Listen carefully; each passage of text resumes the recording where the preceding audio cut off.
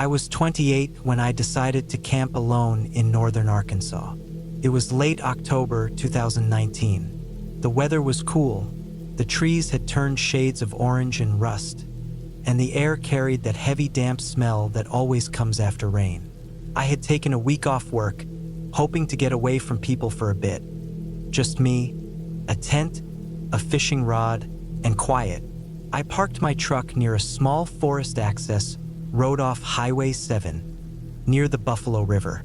The ground was muddy but firm enough to drive through. I followed the dirt track for about half a mile until it opened up into a clearing near the riverbank. There was no one around, just water slowly moving, leaves falling, and the occasional crack of a twig in the woods. I set up my tent close to the trees, facing the river. I liked being near the sound of water at night. It helped me sleep. I unpacked my cooler, lit a small fire, and cooked a simple meal. As the sun went down, the forest started to change. Everything got quieter, heavier, like the whole place was holding its breath. You never realize how loud silence can get until you're alone miles from anyone else. That first night went fine. I stayed up late watching the fire die down. When I finally crawled into my sleeping bag, I heard small things moving outside. Twigs snapping, leaves rustling. Normal sounds, I told myself. Probably raccoons or deer. I didn't even bother to check. I slept light but unbothered. The next morning, I woke early. The fog hung thick over the river. I fished for a couple of hours, caught nothing, but didn't mind. The weather warmed up by midday. I hiked along the riverbank, maybe 2 miles downstream, where the land dipped into a shallow valley. There, I found another old fire pit. Rocks arranged in a circle, blackened from past use. Someone had camped there recently. There were even a few empty cans of beer and a torn flannel shirt hanging from a branch. That gave me a weird feeling. I hadn't seen a single person since I arrived, but the ashes looked fresh, maybe a day old. I didn't think too hard about it though. I figured other campers had probably packed up that morning. Still, when I went back to my camp later, I couldn't help scanning the trees a bit more than before. That night, the wind picked up. Around 10 p.m., I was sitting near the fire when I heard movement again. Heavier this time, not like small animals. It sounded like footsteps on wet leaves, just a few yards past the tree line behind my tent. I froze, staring into the dark. Nothing, just blackness between the trees. I waited maybe a minute, then went back to the fire. But the sound came again. Slower, crunching in intervals, almost like someone trying not to make noise. I turned my flashlight toward the trees, sweeping the beam back and forth. The light reflected off something for just a split second. I thought it was eyes, but the height was wrong. It was too low for a person, too high for an animal. It looked like the faint shine of a metal object. Then it was gone. I felt my chest tighten. I killed the light, sat still, and listened. Nothing moved for several minutes. Then I heard a soft splash from the direction of the river. That made me move. I grabbed my flashlight again, turned it on, and aimed toward the water. Nothing there either, just ripples spreading across the dark surface. I told myself it was probably a deer or a raccoon again. The forest plays tricks on you when you're alone. I forced myself to calm down, threw more wood on the fire, and stayed awake until almost 2 a.m. before finally lying down. The next morning, I walked around my camp just to reassure myself. I found boot prints near the back of my tent. Not mine. They were larger, wider, and fresher than any I'd left. The mud was still slightly soft, like they'd been made overnight. They led away toward the trees, disappearing into the undergrowth. I told myself someone might have wandered close by, maybe a hiker passing through, but deep down it didn't feel right. The prints were too close to where I'd been sleeping. I packed my gear into the truck around noon, planning to head back to town, but I stopped halfway. I'd driven 4 hours to get there, and it felt stupid to leave because of some footprints. So I unpacked again, though I moved my tent closer to the truck this time. That afternoon, I sat by the river trying to fish again. Couldn't relax. Every time a branch snapped somewhere behind me, I turned around. I didn't see anything, not even a bird. But I kept having the feeling that I wasn't alone anymore. That evening, the weather turned colder. I built a big fire and ate a can of beans for dinner. Around 9 p.m., I noticed a faint light through the trees across the river, like a small flashlight moving between trunks. It wasn't steady. It would flash, disappear, then appear again a few feet away. I stared at it for maybe a full minute. It didn't make sense. There weren't any trails on that side, and it would have been hard to get over there without a boat. Then the light went out completely. I stayed by the fire a long time watching that direction. Around midnight, the woods went silent again. No crickets, no rustling, just dead quiet. I couldn't stand it anymore. I got into my truck, locked the doors, and sat there. I left the fire burning outside. I must have drifted off sometime after 2 a.m., sitting upright in the driver's seat. I woke up around 4 a.m. The fire had burned out. There was fog again, thick as smoke. When I opened my door, I smelled something strong, like wet iron, almost metallic. It was coming from the river. I turned on my flashlight and walked slowly toward the bank. There was a small dead fish lying on the shore, and beside it, something else. A torn piece of fabric caught on a branch, red plaid, like the same pattern I'd seen hanging from the tree near that old fire pit downstream. My stomach turned. I looked around, no footprints this time, just wet leaves. But I noticed something else. Small, broken twigs leading away from the water, heading deeper into the woods behind my tent. They were spaced too evenly to be random. I followed them about 20 feet in, then stopped. The beam of my flashlight caught something ahead, an old tarp half buried under leaves. It looked like someone had used it as a ground cover. Nearby were crushed cans and a pile of bones, small ones, maybe from animals, maybe not. I didn't get close enough to tell. I backed away slowly, every step careful not to make noise. When I got back to my truck, I didn't even fold the tent. I threw everything I could grab into the bed and started the engine. As I pulled out, my headlights swept across the trees. For just a second, I saw a figure standing far back in the woods. Tall, still, wearing what looked like a dark hood or jacket. He wasn't moving. He was just there, facing my direction. I didn't stop. I drove straight through the mud, up the access road, back onto the highway, and didn't look back. When I got home the next morning, I reported it to the local sheriff's office. They sent someone out there later that week. I called to follow up. They said they found my abandoned tent and tire tracks, but no sign of any person. No tarp, no bones, nothing. They told me it might have been an old poacher's site or maybe leftover junk from hunters. They didn't seem too worried about it. I tried to accept that answer, but it never sat right with me. I still remember the smell by the river and those prints near my tent. I've gone camping plenty of times since then, but never alone, and never near that part of Arkansas again. Sometimes, late at night, when I hear something outside my house, just the creak of the porch or the wind in the trees, I catch myself freezing, holding my breath, listening the same way I did that night by the river. And every time, I still see that shape in the woods, standing perfectly still, waiting for me to notice it.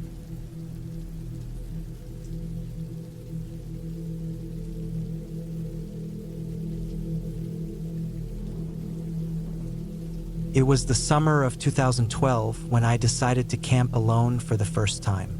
I was 23, just out of college, and wanted to get away from the noise of the city for a while. My uncle owned an old piece of farmland in southern Nebraska that hadn't been used in years.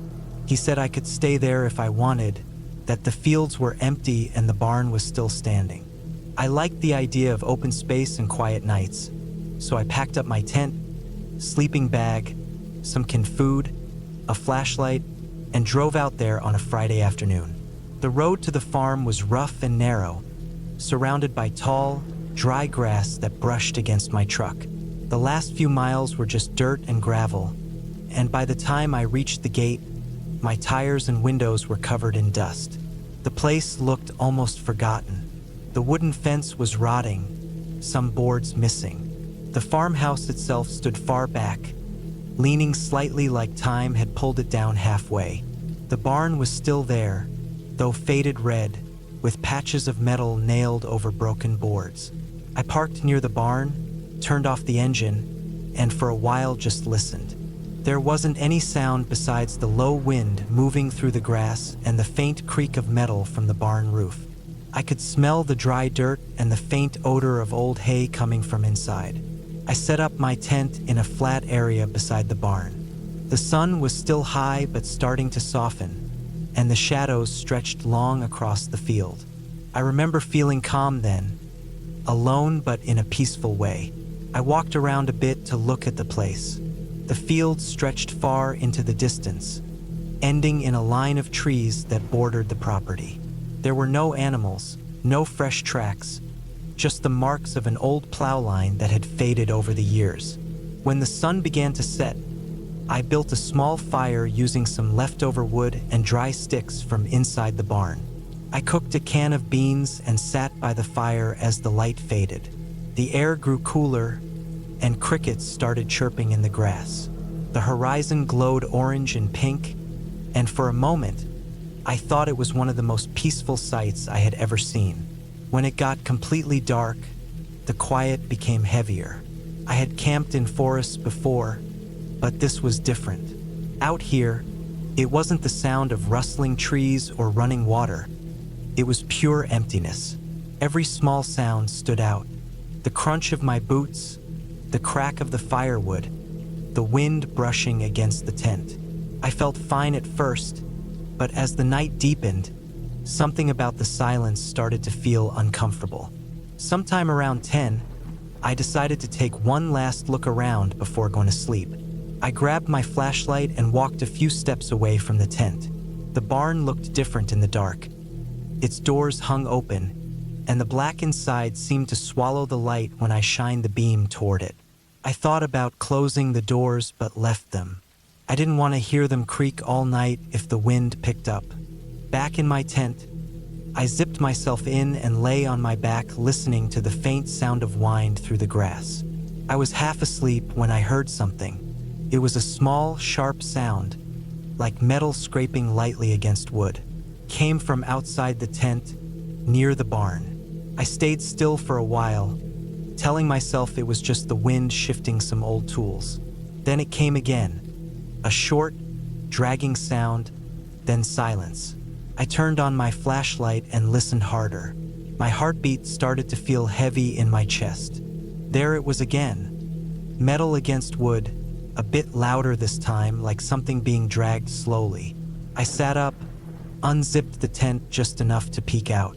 The night was still, and my fire had burned down to faint orange coals.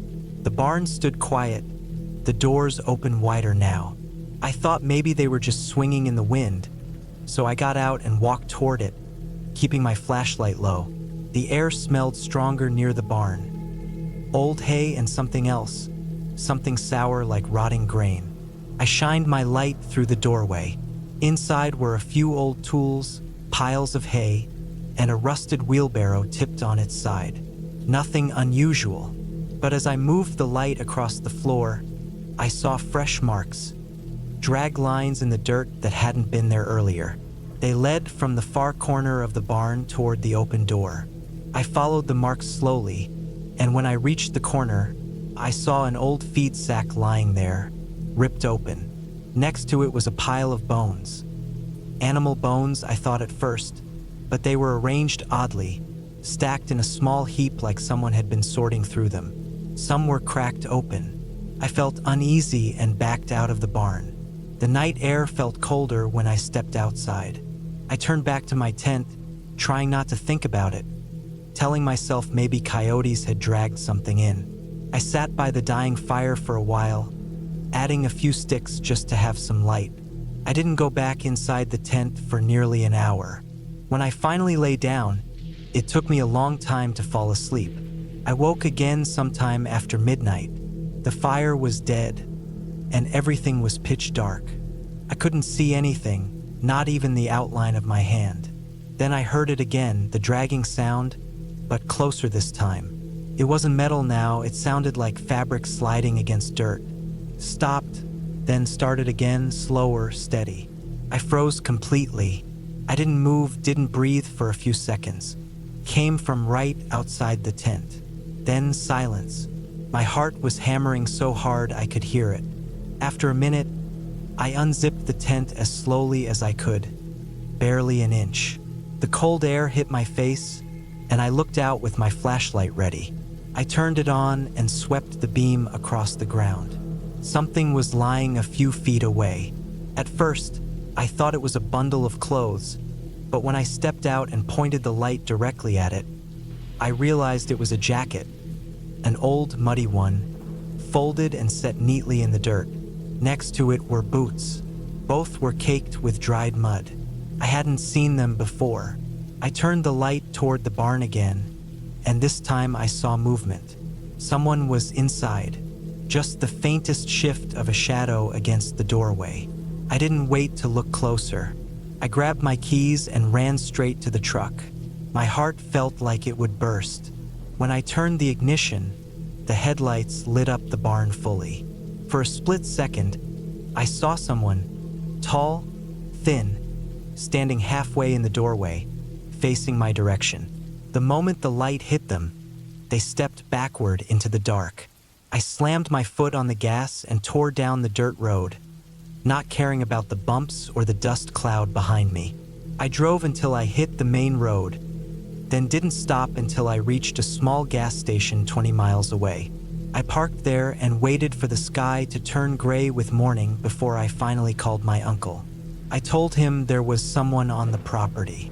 He said the nearest neighbor was miles away and no one had lived there for years. A few days later, he called me back after checking the place.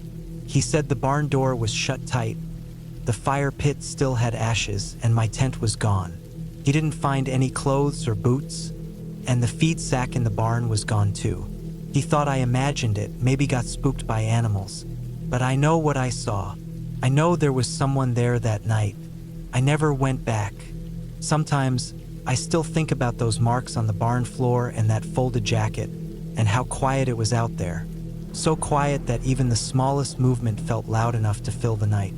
I think someone had been living there for a long time, maybe hiding in that barn, waiting for food or supplies. Maybe they were used to the silence until I showed up and disturbed it. That thought is what still keeps me awake sometimes. Not knowing how long they were there before I noticed. Not knowing if they were watching me from the start.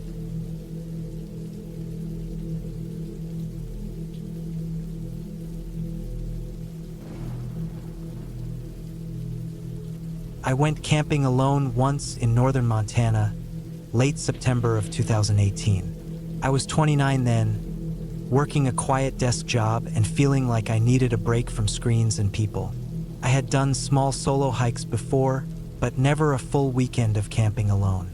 I told a coworker I was heading out, packed my gear, and drove north toward the mountains where the tree lines grew thick and the air turned colder by the mile.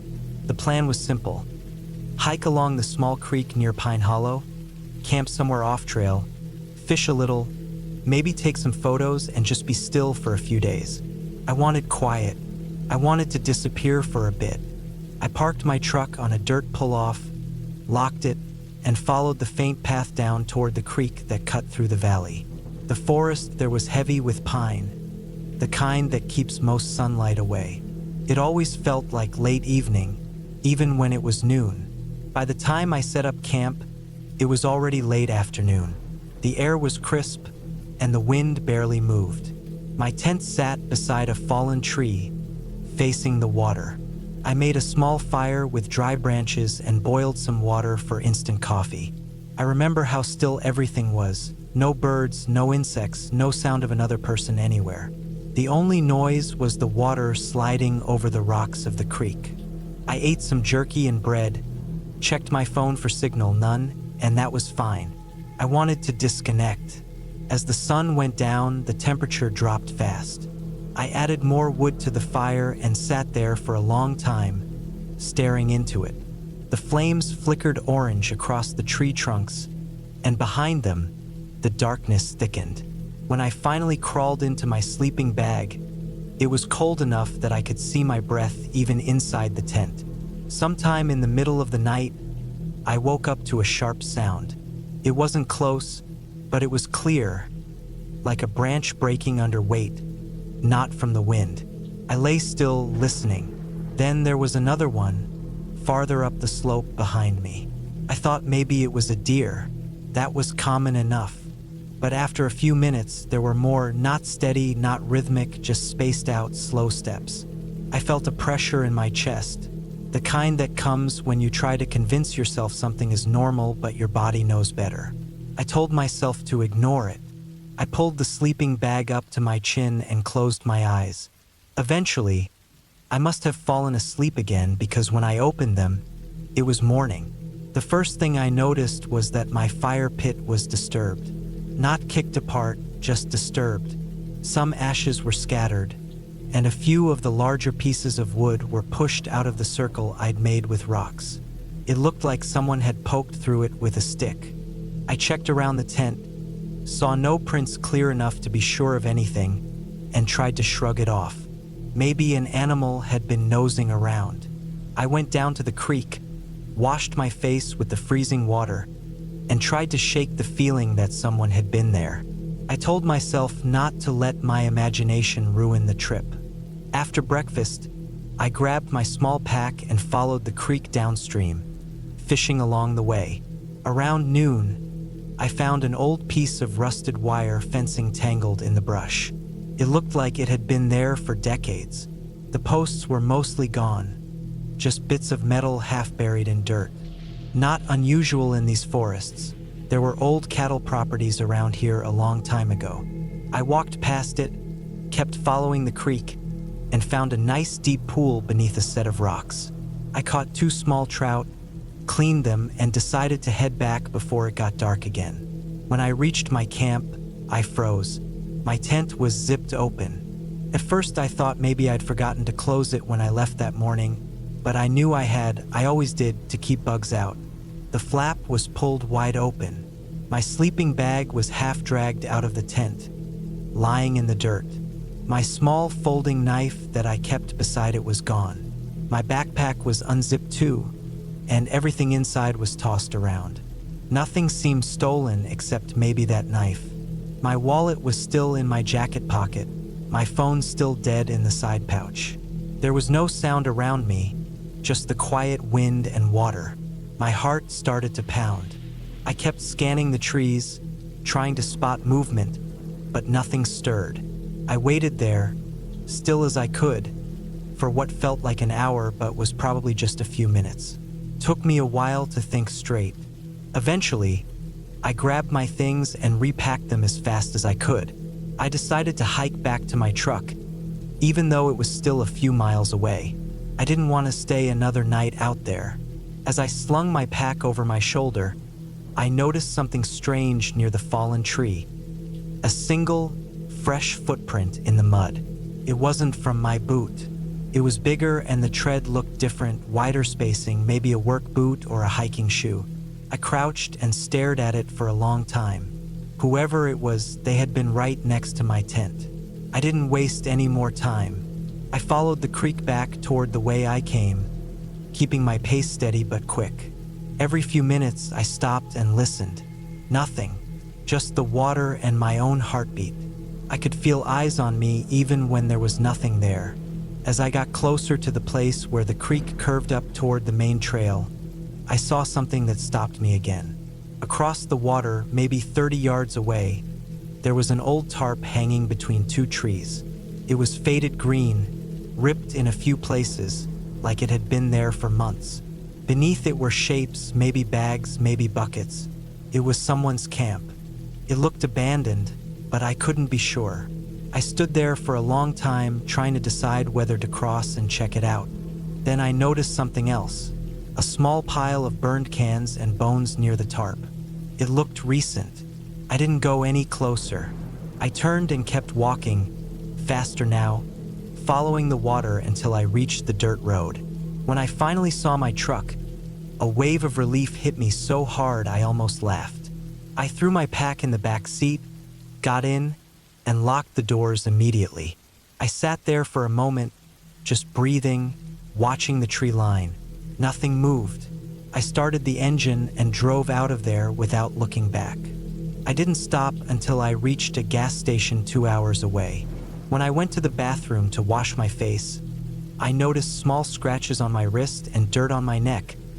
I must have brushed against something in the rush to leave. I remember staring at myself in the mirror, feeling both stupid and lucky. That night, in a cheap motel, I laid awake thinking about it.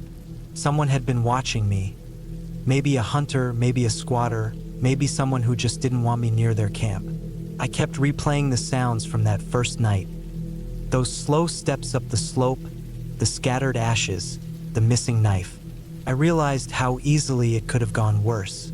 The next morning, I reported what happened to a local ranger station. The man behind the desk took notes but didn't seem surprised. He said there were often off-grid types living out in those woods, especially as the weather started to turn. Some didn't like visitors.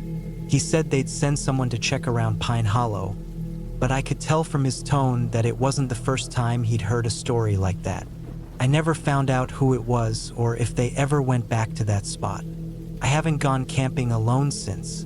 Sometimes, when I drive through rural areas and see a trail disappearing into the trees, I still think about that single footprint by my tent. How quiet it had been, how close that person stood to me while I slept. And every time I think about camping again, I remember that silence, that cold stillness of the forest when something is out there, just watching.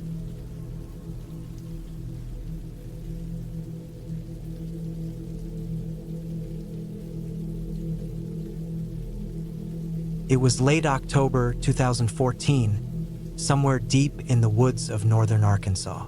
The rain had started earlier that afternoon, a slow drizzle that turned into a steady sheet by the time I finished setting up camp. I was 26 then, working as a delivery driver during the week and trying to spend my weekends away from the noise of the city. I liked being alone in the woods. No people, no traffic, just trees, wet dirt, and the sound of nature. I had parked my old pickup off a narrow dirt road and hiked about a mile down a muddy trail to a small clearing surrounded by tall pine trees.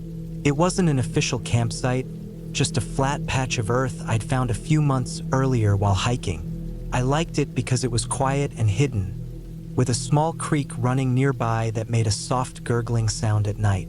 By the time I got my tent up, my jacket and jeans were already soaked. The ground had turned into a soft mess of mud, and every step made that thick sucking noise when I moved around.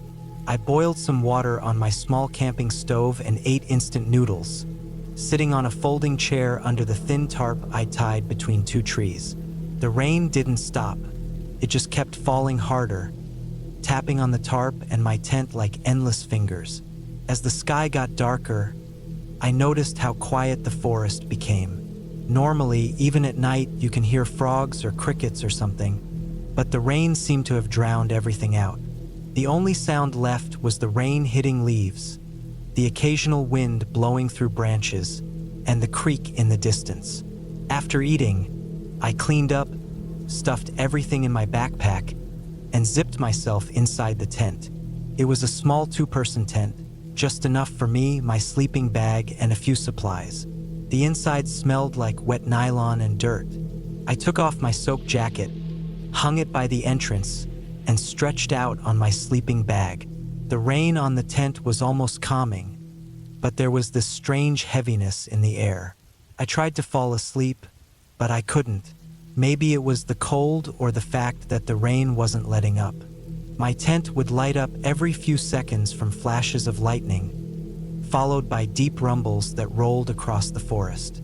Each time it happened, I'd catch quick glimpses of the wet trees outside through the thin tent walls.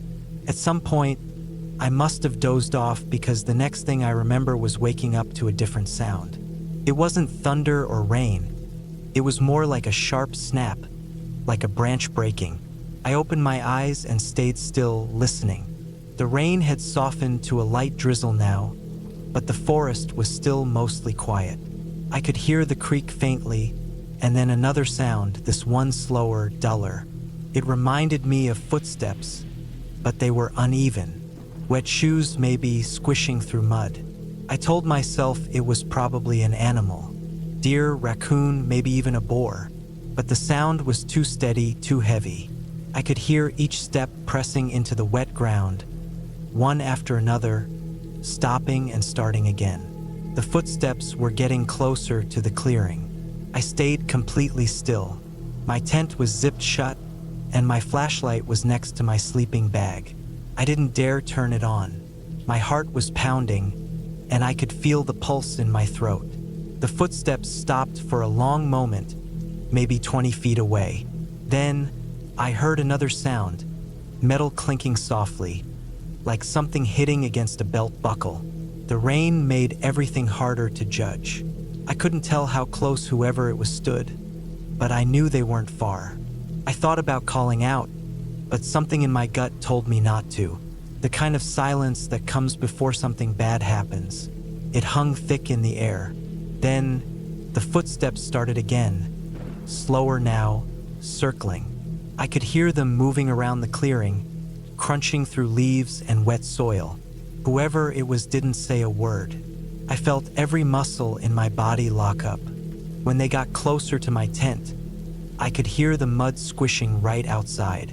I saw the faint shadow of legs through the fabric when lightning flashed in the sky. They stood there, not moving, just outside my tent. The rain had almost stopped completely. After a few seconds, I heard that soft metallic sound again. Something brushing against the tent wall, maybe a knife or a tool. My breath caught. I slowly reached for the small hatchet I always kept near my sleeping bag, gripping it tight but not moving an inch. The shadow outside stayed there for what felt like forever. I could hear breathing now, faint but clear, slow and deep. Then, just as suddenly as it appeared, it turned and started walking away. The steps faded into the distance, swallowed by the rain picking up again. I didn't sleep for the rest of the night. I sat up, back pressed against the tent wall, holding the hatchet until my fingers went numb. Every rustle or gust of wind made my heart jump. Around 4 or 5 in the morning, I saw the first hints of daylight through the fabric, a dull gray light filtering through the trees. I unzipped the tent slowly and looked outside. Everything was soaked.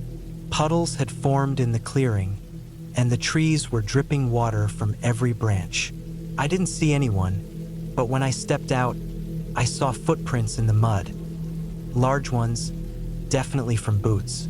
They circled my tent, just like I'd heard, and led off toward the trees on the other side of the clearing. I followed them for maybe 10 yards before they disappeared into the thicker brush, washed away by the rain. Near the edge of my camp, I found something half buried in the mud. A small piece of metal, like part of a buckle or tool clip. It was rusty and bent. I didn't recognize it. That was enough for me. I packed up as fast as I could, barely caring that everything was still wet. My hands were shaking, but I kept moving. I hiked back to my truck, checking over my shoulder every few minutes. The trail felt different now, more closed in, like the trees were watching. When I finally reached the truck, the relief I felt was like nothing else. I threw my gear in the back, started the engine, and drove out of there fast, the tires sliding through the mud. I didn't stop until I hit the main road, miles away from that forest. I sat there for a while, just staring through the windshield, rain sliding down the glass. My clothes were still damp, and my hands smelled like wet metal. For a few days after, I tried to convince myself it was just a hunter passing by, maybe someone lost or checking traps. But the more I thought about it, the less that made sense. No hunter would walk around someone's camp in the middle of a storm without saying a word. No one would just stand there, breathing, circling a tent. I never went back to that spot again. In fact, I stopped camping alone after that. I still love the woods, but every time it rains and I hear that slow, steady tapping on the roof, I remember that night. The sound of footsteps in the mud, the quiet breathing just outside thin nylon walls, and the way the forest held its breath while something or someone stood there watching. And the worst part isn't what I saw or didn't see. It's the thought that maybe they were just waiting for me to move, to unzip the tent, to make a sound, waiting to see if I was awake.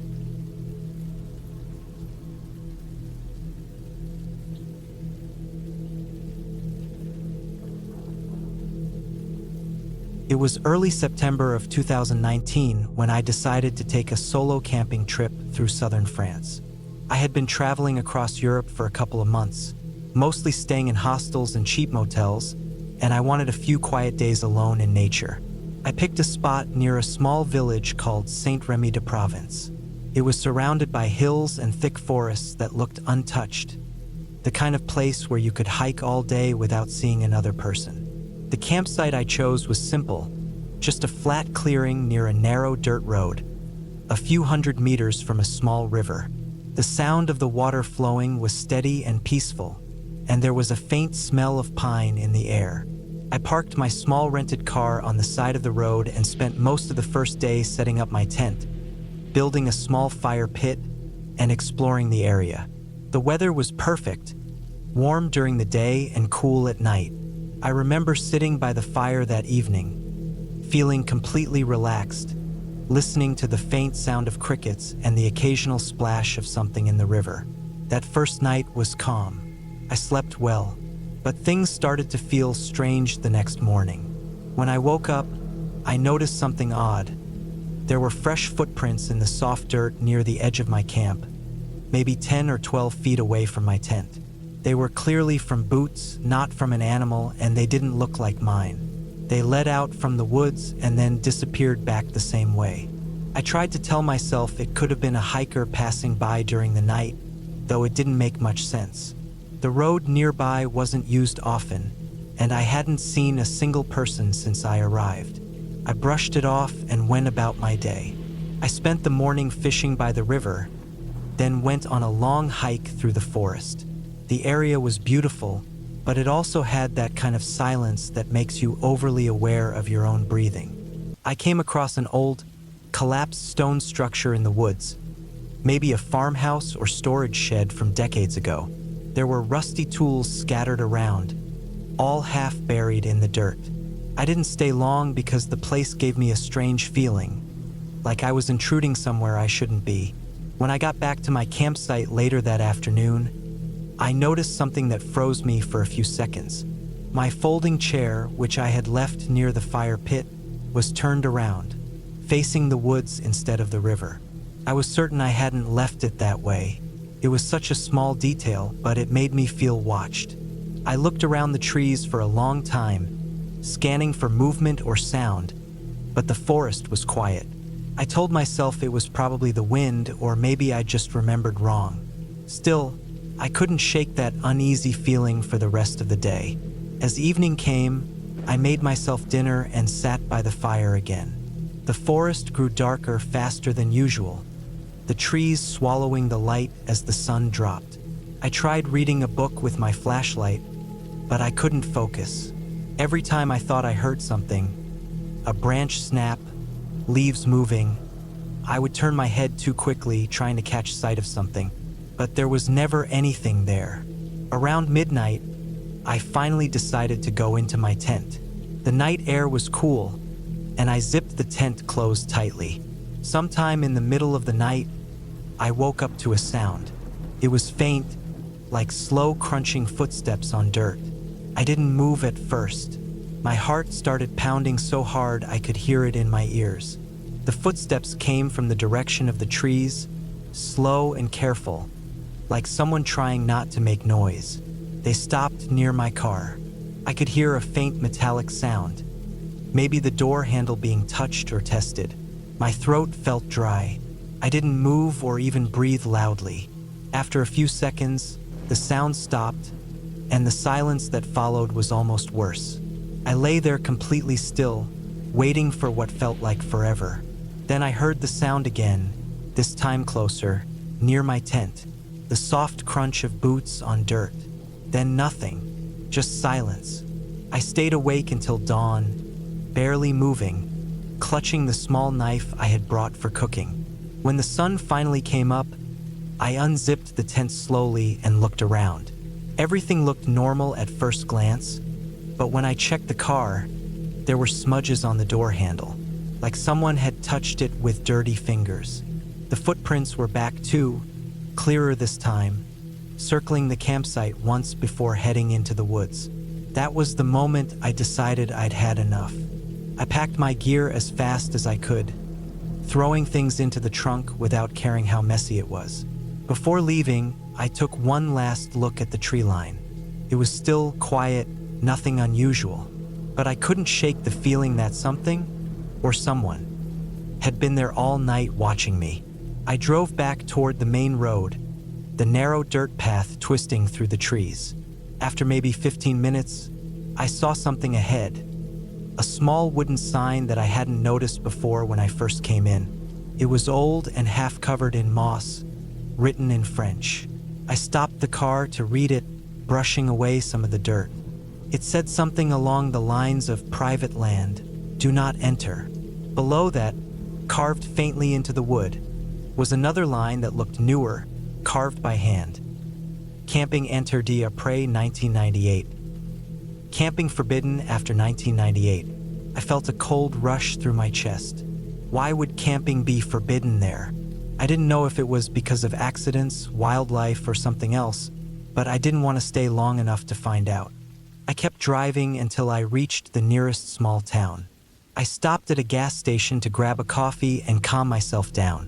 While I was standing outside, I noticed a man sitting on a bench near the station. He looked dirty, wearing an old green jacket, his face rough and unshaven. He was staring directly at me. It wasn't a casual look. It was focused, like he recognized me. For a moment, I thought maybe I was just paranoid after the night I'd had. But then he smiled. Not a friendly smile, more like a small grin that didn't reach his eyes, and pointed at my car. I turned to look at it, and when I turned back, he was gone. Just like that. I didn't even bother finishing my coffee. I got back into the car and drove straight north, not stopping until I was several hours away. That night, I stayed in a cheap hotel in Lyon. I checked the locks twice, closed the curtains, and left the TV on for background noise. I tried to convince myself it was all just a string of coincidences. Maybe a local wandering through the woods, maybe someone curious about my car. But every time I closed my eyes, I pictured that man sitting on the bench, staring at me like he'd been expecting me. A few days later, I looked up the name of the area where I had camped. It turned out that there had been a missing person case there years ago, a hiker who was last seen camping in that same forest. The report said they never found him or his gear, just his car abandoned near the road. It wasn't proof of anything, but it was enough to make me certain I'd made the right choice leaving when I did. I never went camping alone again after that. Even now, years later, when I think back to that night, I can still remember the sound of those slow footsteps moving through the dirt, stopping right outside my tent, and that feeling that someone was just standing there in the dark, watching me breathe.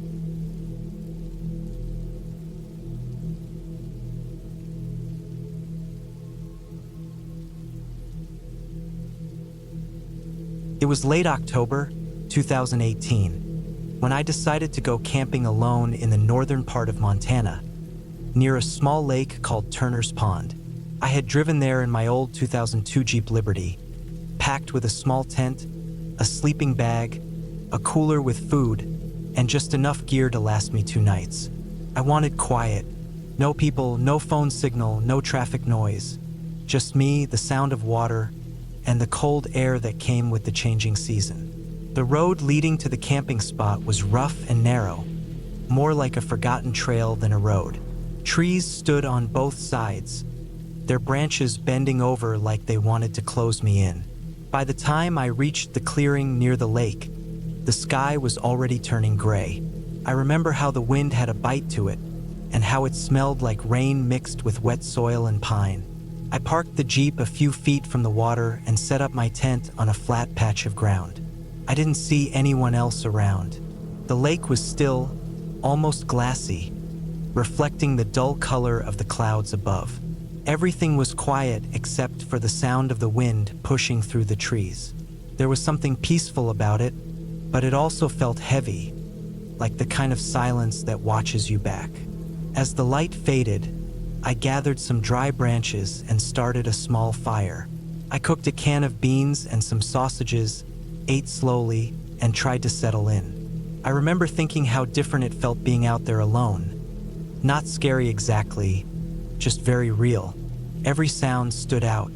The crack of the firewood, the faint ripples of the lake, the occasional snap from the forest. When it started raining, it came down hard and quick.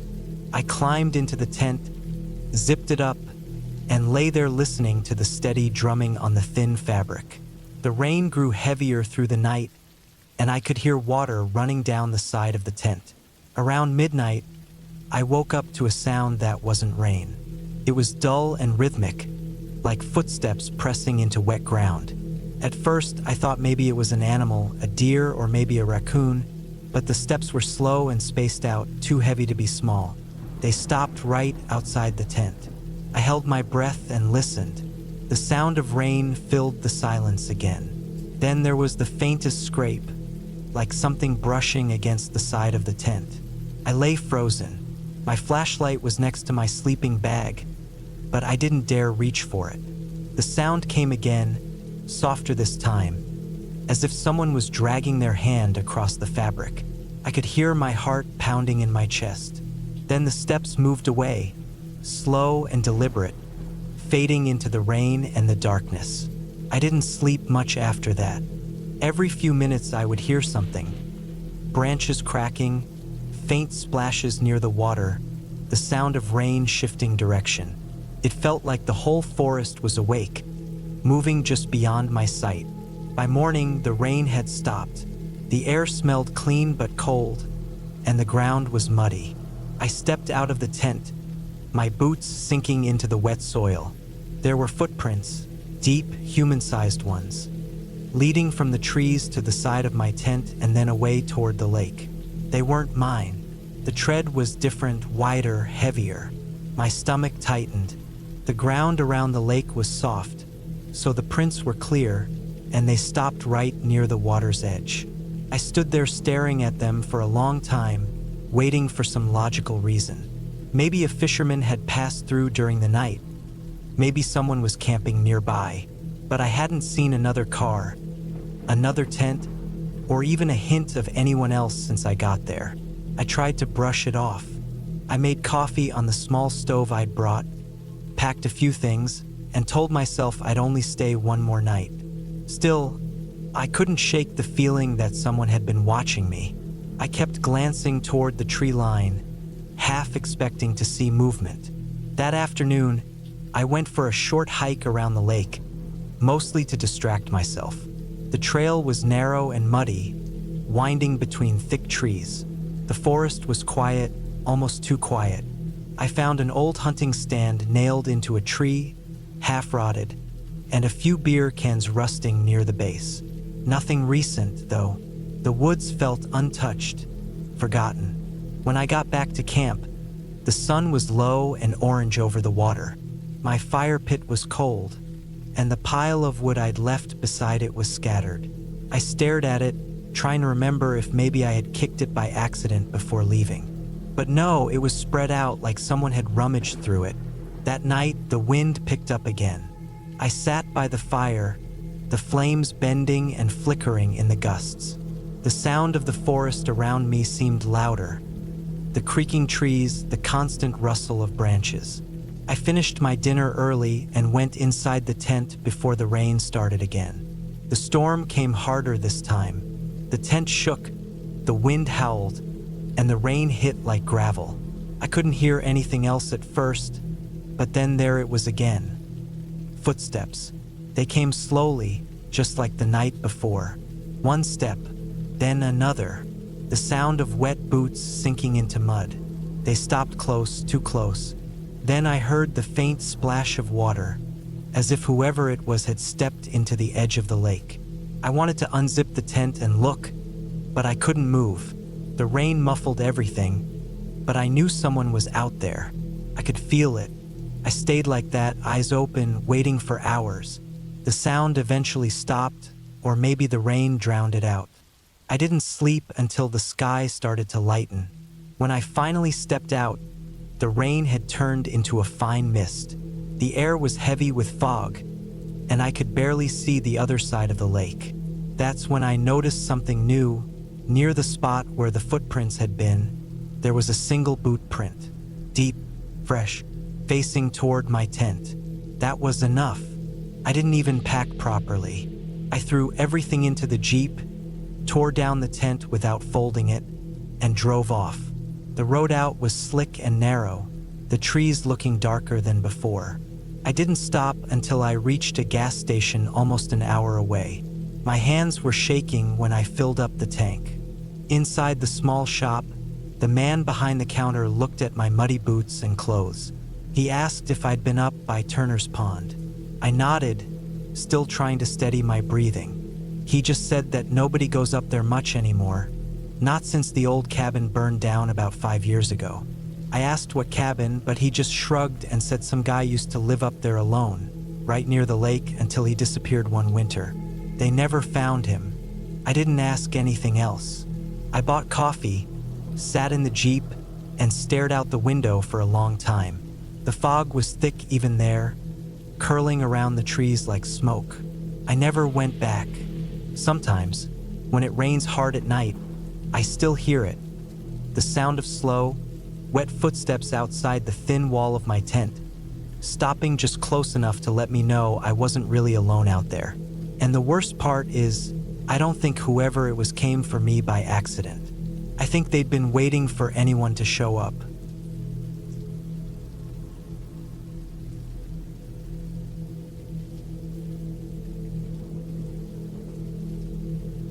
It was the fall of 2013 when I decided to go on a solo hunting trip in northern Montana. I was 29 at the time, and I had hunted most of my life, usually with friends or my brother, but that year everyone seemed too busy. I had a week off from work, and the thought of spending it doing nothing felt like a waste.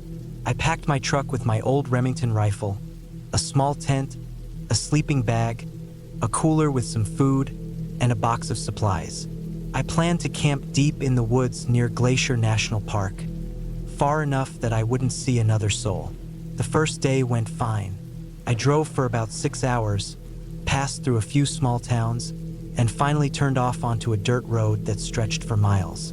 The air was cold and thin, the kind that burns your nose when you breathe. The trees looked endless, dark green and tall, with patches of yellow where the leaves had started to die.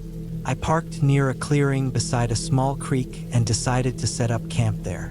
It was peaceful, no sounds except the water and the wind. After pitching the tent and getting everything in place, I gathered some wood and made a small fire. The temperature dropped fast as the sun went down, and the smell of pine and smoke mixed in the air.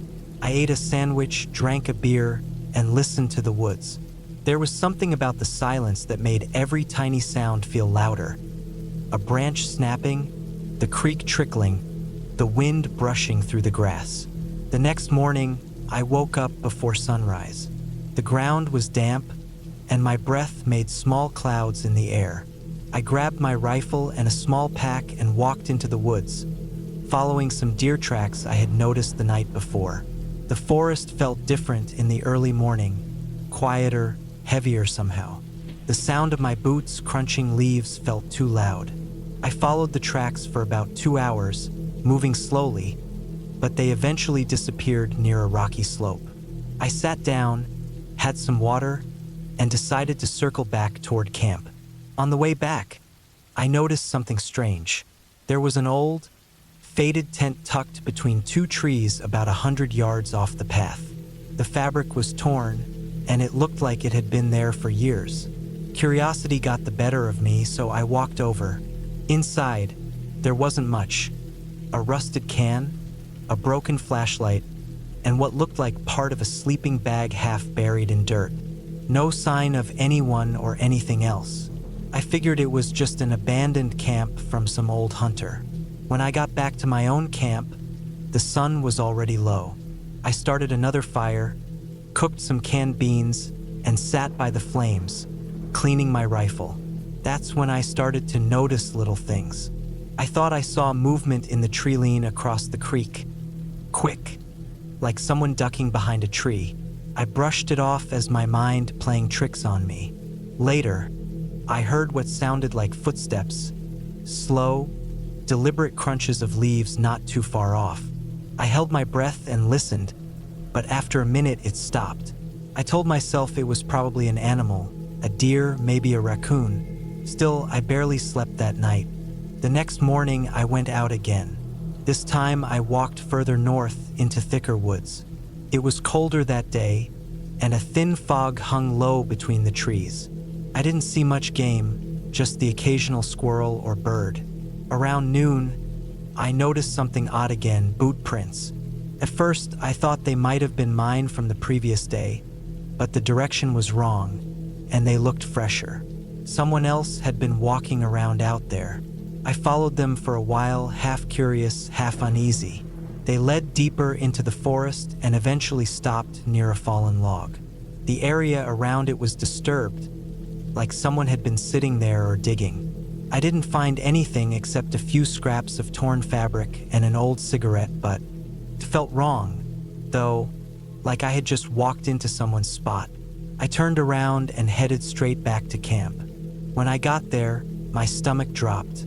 My cooler was open. I knew I'd closed it before leaving. Half the food was gone, the jerky, a few cans, even one of my water bottles.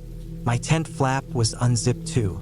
I checked inside, but nothing else seemed missing. It felt off, like someone had been there and wanted me to know. That night, I couldn't relax.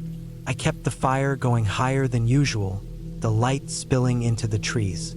Every few minutes, I looked around, scanning the dark. The forest felt alive in a bad way, like it was watching me. At one point, I heard something splash in the creek, then a faint rustle. I grabbed my flashlight and aimed it toward the sound. Nothing, just the reflection of the water.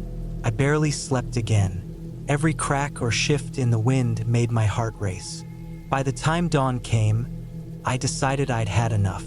I packed most of my stuff, loaded the truck, and planned to leave after breakfast.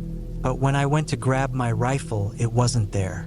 I searched the ground, inside the tent, behind the logs, gone. The rifle was gone. That's when it really hit me. Someone had been watching me. Someone close enough to steal from me while I was there. I felt exposed and stupid for being out there alone. I jumped into the truck, started it, and pulled out fast, my tires throwing dirt everywhere. I drove for almost an hour before I stopped near a small ridge to catch my breath. My hands were shaking so bad I could barely light a cigarette. After I calmed down a little, I decided to take a quick look around before heading all the way back. I didn't know why. Maybe part of me wanted proof that I wasn't losing it. I walked a bit into the trees near where I'd stopped, and after a few minutes, I found something I'll never forget. There was a small makeshift camp, just a tarp tied between two trees, some food wrappers scattered around, and a few items that looked stolen. My missing water bottle, my half-empty can of beans, and right there, leaning against a tree, was my rifle. I felt this cold rush through my body, not from fear exactly, but from realization. Whoever had been there, whoever had been watching me, was still somewhere close. I didn't stick around to find out. I grabbed the rifle, sprinted back to the truck, and drove until I hit the highway. I didn't look back once. When I got home later that night, I couldn't shake the feeling that I'd been inches away from something bad happening. I kept replaying everything. The sounds, the prints, the missing food, the shadow near the creek. Someone had been living out there, deep enough that nobody would find them. Maybe a drifter, maybe someone running from something. And I had camped right in their space without realizing it. For weeks afterward, I couldn't sleep properly. Every sound outside made me jump. Even when I went hunting again months later, I couldn't bring myself to go alone. I stopped camping altogether after that trip. It's been years now, but I still remember that forest. The silence, the fog, the feeling that I was being watched. I never found out who that person was or what they were doing out there, and honestly, I don't want to. Sometimes when I think about it, I wonder what would have happened if I'd stayed one more night, if I hadn't left when I did. I'll never know for sure, but I do know this. The woods can hold more than just animals. Sometimes the scariest thing you can find out there isn't a bear or a wolf. It's another person. Someone who's been living just far enough off the grid that the world forgot about them. Someone who doesn't want to be found.